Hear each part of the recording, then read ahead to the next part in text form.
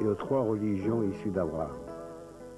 Alors nous recevons Stéphane Zagdanski, qui a pas mal défrayé la chronique avec des livres sur Céline et sur Proust, au fond quelque part tout de même une certaine obsession de la question juive. Alors vous écrivez un livre de l'antisémitisme qui certainement va faire beaucoup de bruit. Vous essayez, c'est un livre très savant qu'on n'aura vraiment pas le temps de résumer, on va essayer de prendre 2 ou 3 thèmes, vous essayez de montrer que l'antisémitisme est à la fois une inversion, une perversion, une projection. Vous recouvrez la psychanalyse, au Zohar, vous parlez beaucoup de Freud. C'est un livre très riche et que je recommande vraiment à nos téléspectateurs. Alors vous montrez que la base même de l'antisémitisme se trouve dans un récit biblique à 3 personnages principaux, on dirait un vaudeville: Balak, Balaam et l'ânesse. Alors vous voulez nous raconter rapidement, je connais l'histoire, mais c'est pour les quelques rares téléspectateurs qui ne lisent pas la Bible. C'est un épisode relativement connu, c'est pas le plus connu de la Bible, qui se trouve dans le livre des Nombres, qui enjambe deux chapitres du livre des Nombres, et c'est l'histoire d'un ennemi du peuple d'Israël qui ne sait plus quoi faire pour essayer de vaincre ce peuple qui a un sacré bon stratège derrière lui. Je parle des Hébreux, c'est-à-dire un Dieu qui a un fin stratège et qui lamine tous leurs ennemis devant eux, et qui dit: qu'est-ce que je pourrais faire? Et il a entendu parler d'un prophète païen dont la caractéristique, qui s'appelle Balaam, et dont la caractéristique est qu'à chaque fois qu'il maudit quelqu'un, cette personne est maudite pour toujours, et quand il bénit quelqu'un, cette personne est bénie.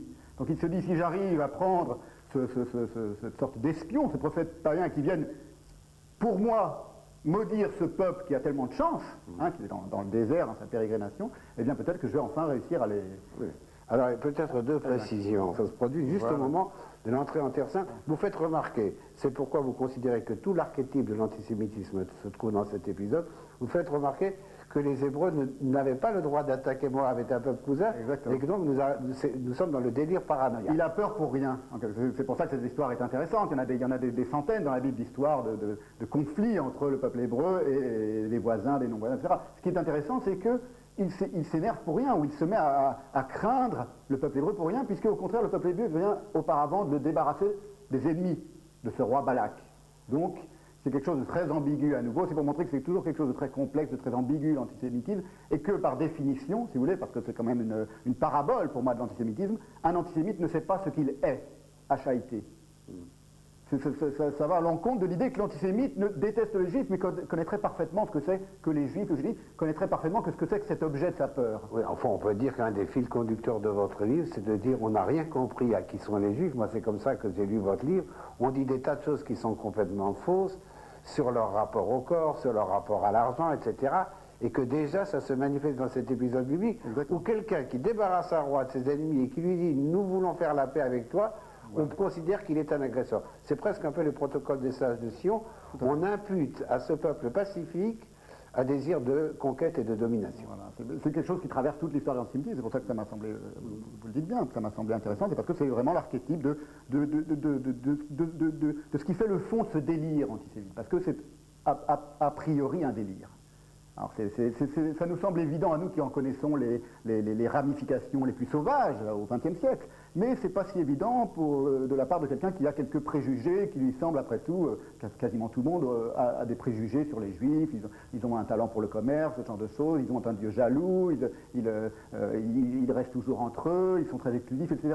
Il y a des tonnes de préjugés, et moi je suis parti de cette petite histoire biblique parce que je me suis dit que c'est à la racine de la compréhension même du phénomène antisémite, il y a toujours du délire, et toujours un délire gigantesque dans la plus infime manifestation d'antisémitisme. Est-ce que vous pensez qu'encore aujourd'hui, en 1995, alors que depuis 50 ans, il y a eu des livres, il y a eu des films, on voit des juifs, on voit qu'ils n'ont pas de cornes, on voit qu'ils ne sont pas tous des usuriers, etc., vous pensez quand même que ce délire continue d'exister à l'état endémique? Écoutez, moi je suis très pessimiste. En effet, je suis pessimiste de manière générale, c'est-à-dire je ne crois pas que l'humanité s'éduque. Je ne crois pas, en outre, que ce soit une question d'éducation et que ce soit en allant expliquer aux enfants dans les écoles que les juifs ne sont pas mauvais, que les juifs ont été persécutés, que ça change quelque chose à ce qui est au départ une une pulsion proprement humaine, et la preuve, c'est que c'est Oui, mais alors peut-être c'est comme ça que c'est décrit dans la Bible. Oui, le cœur de l'homme est mauvais dès la naissance, dit oui. le Dieu de la Bible. Donc voilà, moi je suis assez pessimiste dans la tradition des prophètes et de... Mais le judaïsme est plus optimiste parce qu'il dit qu'il est mauvais au moment de sa naissance, mais qu'à l'âge de 13 ans, au moment de la bar mitzvah, quand il entre dans le monde de la Torah, il peut devenir bon. Contrairement à Rousseau, le judaïsme ne pense pas que les enfants naissent bons, il pense qu'ils naissent mauvais. Mais que, encore faut-il faire sa bar mitzvah, on ne va pas forcer tous les antisémites à faire leur bar mitzvah. Remarquez, c'est un vaste programme. Vaste programme. Et si vous êtes pessimiste, est-ce que ce n'est pas parce que vous pensez que... Je suis pessimiste globalement sur le destin de l'humanité, des rapports entre le peuple juif et le reste de l'humanité. Non, mais vous dites à un moment que l'antisémitisme est absolument de l'ordre de l'inconscient. Alors à partir du moment où l'antisémitisme est de l'ordre de l'inconscient et que le reste ne sont que des prétextes qu'on trouve, mais en réalité c'est l'inconscient individuel ou collectif qui se manifeste, ça signifierait qu'on ne pourrait guérir le monde de l'antisémitisme non pas par l'information, mais seulement par la psychanalyse. Il faudrait mettre tout le monde sur un divan plutôt que la bar mitzvah. Oui, même pas, parce que regardez la complexité des rapports entre Freud et son propre judaïsme, entre tout ce qui s'est noué autour de l'école freudienne naissante. Donc ça fonctionne selon certaines règles qui régissent l'inconscient. Pour moi, le plus grand péché, c'est d'être crédule, d'être peu lucide. C'est malheureusement, ça a été le cas de beaucoup de juifs français, des gens de la génération de mes parents, avant la guerre, qui ont été peut-être un petit peu trop crédules, ils ont peut-être un peu trop fait confiance vous citez Marc Bloch, à l'humanité. Oui, vous citez Marc Bloch dans votre livre, c'est absolument... Marc Bloch, le plus grand historien français de l'époque, donc, qui dit que sur sa tombe, donc pendant la guerre, démit de ses fonctions à l'université, et qui dit qu'il ne veut pas qu'on récite le Kaddish sur sa tombe parce qu'il est d'abord français. Il est français. Moi, c'est pour ça que je trouve que le sionisme a quelque chose d'extraordinairement électrique dans son idée. Il y a des choses critiquables, il y a des choses discutables, mais dans cette idée de départ, c'est prenons notre histoire en main, prenons notre destin en main et ne comptons plus sur autrui pour nous défendre et pour nous... Alors je vais revenir à l'histoire du prophète Bilam, qui est très curieux, c'est que, on va en parler, vous essayez de démystifier le rapport du judaïsme à l'argent, non seulement ce que Marx a dit, mais est-ce que les gens en pensent, et vous montrez que le premier antisémite de l'histoire, finalement, le premier véritable antisémite, le prophète Bilam, on lui offre de l'or et de l'argent, ou plus exactement, c'est lui, le païen, qui aime l'argent, puisqu'il dit au roi Balak, Dieu étant intervenu pour lui dire, tu ne peux pas maudire ce peuple car il est béni. Alors il fait dire au roi Balak, même si tu me donnais ta maison, ton palais plein d'or et d'argent, je ne pourrais pas venir. Le premier qui parle de se faire payer, finalement, c'est le païen. Les talmudistes comprennent tout de suite, ils sont des freudiens avant la lettre, ils comprennent, il dit même si, ça veut dire qu'il aimerait beaucoup avoir de l'or et de l'argent. Alors qu'apparemment, au premier degré, il dit, ça signifierait, je ne veux pas de ton or et ton argent.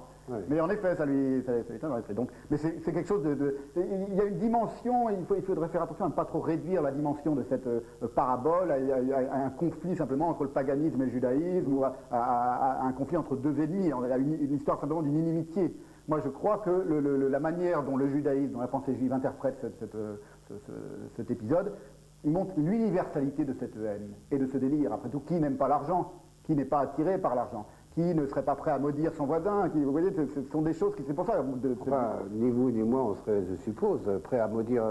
Moi, non, vous non plus, mais c'est rarissime, alors. Ah bon, alors mais, s'il y en a deux, nous sommes ceux-là. Voilà. Et quelques autres. On va bien en trouver 10, alors.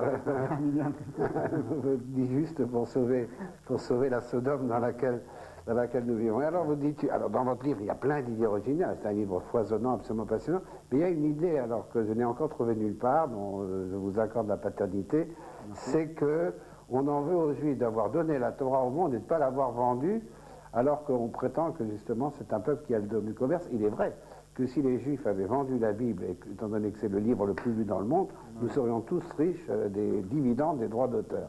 Oui, alors je crois qu'on leur en veut beaucoup, finalement, cette gratuité. Moi, je me suis dit, après tout, quand on connaît un petit peu, quand on commence à connaître le judaïsme, je ne parle pas des gens, des êtres humains, de la pensée juive, des textes juifs, on s'aperçoit qu'en effet, que la gratuité, le don de la Torah, simplement, est une notion fondamentale du judaïsme. C'est extraordinaire que ce peuple qui a inventé la notion même, en tout cas en Occident, qui a dilapidé la notion de la dilapidation. Il y a eu des penseurs, après bien au XXe siècle, il y a Bataille qui a pensé ça de manière extraordinaire, qui a fait toute une théorie de la religion, de l'économie, à la mesure de l'univers. Donc qu'est-ce que c'est que le don? Qu'est-ce que c'est que la gratuité? Ça, c'est très présent dans le judaïsme. Par exemple, la charité est un des commandements principaux. Les rabbins du Talmud, les docteurs du Talmud seraient scandalisés de savoir que dans certaines villes, par exemple, on a décidé aujourd'hui, en 1995, d'interdire la mendicité. c'est quelque chose de foncièrement contraire à la logique. C'est extraordinaire. Ça. Les pauvres ont été inventés, dit quelque part le Talmud, je crois, ou c'est un Midrash, pour qu'on puisse leur faire la charité. C'est pour ça qu'il y a des pauvres. C'est pour ça que Dieu a voulu qu'il y ait des pauvres. Vous dites quelque chose qui m'a rappelé la pièce de Labiche, Le voyage de M. Perrichon. On en veut toujours à ces bienfaiteurs. C'est presque un peu mégalomaniaque de dire que nous sommes les bienfaiteurs de l'humanité. Est-ce que vous êtes mégalo, Stéphane Zagnansky? Non, mais moi non, mais c'est une évidence. Il y en a d'autres des bienfaiteurs. Les Chinois sont les bienfaiteurs de l'humanité. Ils ont apporté une merveilleuse civilisation au monde. Il y en a plein d'autres. C'est un des bienfaits de l'humanité, la Bible. Je sais pas, il ne me semble pas que ce soit un cadeau empoisonné, à part peut-être pour le... Ah bah il y a des gens, mais pas tant que ça. C'est quelque chose qu'on trouve dans le Talmud aussi, quelque chose de très taoïste justement. Dans le Talmud, par exemple, on dit, c'est comme quoi ils avaient l'oreille quant à la mauvaise langue et quant à la médisance. Ils disaient, ne dis pas de bien de ton prochain parce que tu risques d'être amené par là à en dire du mal. Hein, vous voyez, donc on est un petit peu dans le même genre de basculement, de renversement. C'est-à-dire que la plupart des gens qui disent du bien, quelquefois il va y avoir un mais après. C'est un type formidable, voilà. Mais on attend le mais. Voilà, exactement. Voilà. Peut-être qu'ils disent du bien pour assourdir en eux ce qui a envie de dire du mal, ce qui a envie de maudire. Donc, ce qui est le cas justement de Bilam, parce que Bilam, c'est ça qui est formidable. Il va vouloir dire du mal et Dieu remplace les malédictions par les bénédictions. Voilà. C'est très comique, c'est un épisode aussi très drôle. C'est pour ça moi, que j'ai choisi, il y en avait plein d'autres, il y avait la sortie d'Égypte, il y en avait plein d'autres, des épisodes de conflits comme ça très intenses dont on pourrait tirer des leçons. Mais celui-là m'a semblé le plus drôle. Bon, mais je voulais faire un livre un peu drôle, alors je me dis, on va prendre cette histoire quand même qui est assez comique, de l'histoire de... Oui. Vous êtes pessimiste, mais au fond, si on considérait que la Bible est un livre prophétique, on pourrait être optimiste en disant que le monde qui s'est conduit un peu comme le prophète Bilam, et aussi un peu comme son ânesse d'ailleurs, et que le monde... L'ânesse est assez intelligente. L'ânesse est plus intelligente que le prophète, c'est vrai. Et que le monde pourrait bien, après avoir prononcé des malédictions, être obligé un jour de les remplacer par des bénédictions. C'est l'espérance des prophètes, que tout le monde viendra à Sion, etc. Vous croyez un peu à ça ou c'est la langue de bois de la Bible, ça? Non, je ne dirais pas que c'est la langue de bois de la Bible, je dirais que tout dépend de l'interprétation qu'on donne aux prophéties. C'est une affaire compliquée, la prophétie, c'est quelque chose d'assez... Pour moi, la prophétie, elle est exclusivement dans la grande littérature. Alors, votre livre dégage un certain pessimisme, parce que l'antisémitisme n'est pas un sujet particulièrement joyeux, mais il y a quand même des éclairs de lumière à certains moments. Alors, vous m'avez appris quelque chose. Vous dites que ne sont pas antisémites les protestants et les aristocrates. Alors, pour les protestants... Les calvinistes. Luther était Luther, non, nous parlons aujourd'hui. Les Huguenots français. Les Huguenots français, ça on le savait, vous parlez de Chambon-sur-Lignon, évidemment, tout ça est admirable. Mais alors, en ce qui concerne l'aristocratie française, là, effectivement, on avait toujours l'impression qu'il y avait des préjugés de caste, pas du tout. Non, j'ai appris ça, moi, comme vous, je ne le savais pas au départ, dans l'histoire d'antisémitisme admirable de Léon Poliakov, qui m'a appris beaucoup de choses. Et en effet, il se trouve qu'il y a eu une... Et après, quand on réfléchit un petit peu, ça s'explique d'une certaine manière, parce que l'idée du don, de la gratuité, de la gloire, ce que j'appelle la gloire, qui est un vieux mot français qui m'a beaucoup plu et qui est beaucoup intéressé, était quelque chose évidemment de propre à l'aristocratie d'Ancien Régime, c'est-à-dire c'est quelque chose qu'on retrouvait dans les châteaux, dans l'idée qu'aujourd'hui on dirait on veut en mettre plein la vue, et ben non, il y a peut-être un autre rapport à l'argent, un autre rapport à la dilapidation.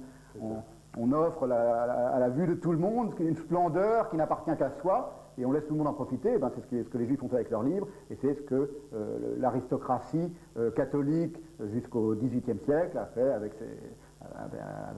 sa littérature. Oui, c'était même la phrase de Louis XVI disant à Malherbe, je vous fais juif, c'est-à-dire...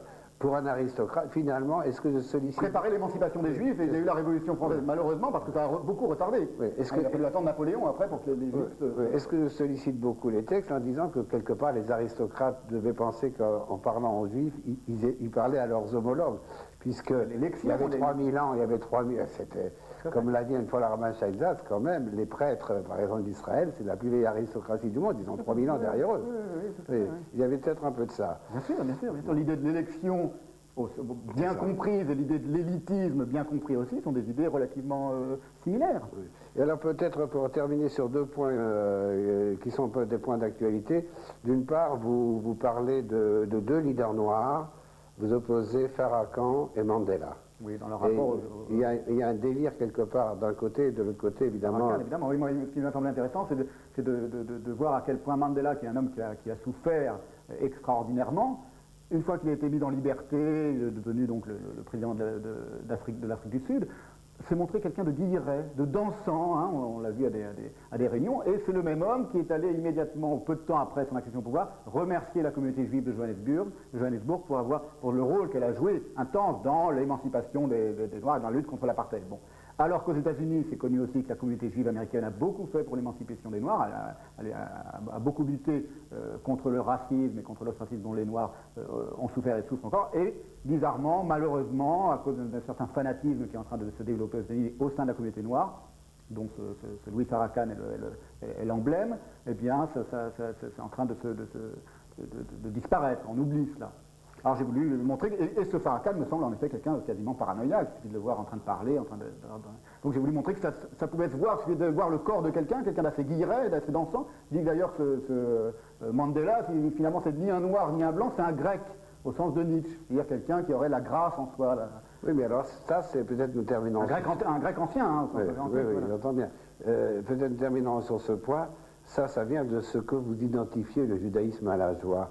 Et vous y voyez derrière une cause de l'antisémitisme, ça je ne comprends pas très bien pourquoi, comme si le monde entier avait peur de la joie, peur de la jouissance. Enfin ça vous le dites assez longuement dans votre livre, mais vous dites que les Juifs ont inventé la joie. Alors on va terminer là-dessus, pour terminer peut-être sur une note un peu optimiste. Mais oui, ils ont inventé la joie de leur livre, la joie de la Torah. C'est-à-dire ce livre qui leur est donné, ce message, c'est pas un message, cette parole qui leur est délivrée est une parole qui les fait jouir. Au sens banal du terme, c'est-à-dire en effet qu'ils en ont fait toute une littérature. L'étude est renommée dans la pensée juive comme étant comme dispensant de la joie. Donc c'est un livre qui n'est pas un fardeau, mais qui est source de joie, tout simplement. Il y a une fête juive, une petite fête juive qui s'appelle la joie de la Torah. Ouais, une petite fête, hein. C'est une grande fête, voilà, oui, c'est pas la plus connue, mais enfin c'est vrai que c'est une fête très importante, ça s'appelle la joie de la Torah. Donc, mais voilà. Je ne sais pas si vous dansez avec la Torah le jour de Simchat Torah, comme le font beaucoup de Juifs, mais en tout cas j'ai l'impression... Je danse intérieurement toujours. J'ai l'impression que vous avez une grande joie à lire la Torah. Mais je m'appelle Joie, moi, c'est mon nom en hébreu, Simcha. C'est mon nom dans mes... Voilà. Donc c'est pour ça que ça me touche particulièrement, et il se trouve que je suis quelqu'un de joyeux, en effet.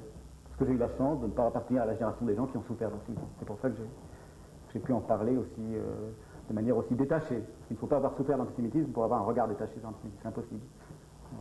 Alors vraiment, je recommande la lecture, prenez le temps, il faut le lire attentivement, la lecture de votre livre, Stéphane Zagdanski. C'est un livre drôle, j'ai essayé de faire un livre un peu drôle. C'est vrai, le style est assez drôle. Merci beaucoup. Je vous en prie, c'est moi qui vous remercie.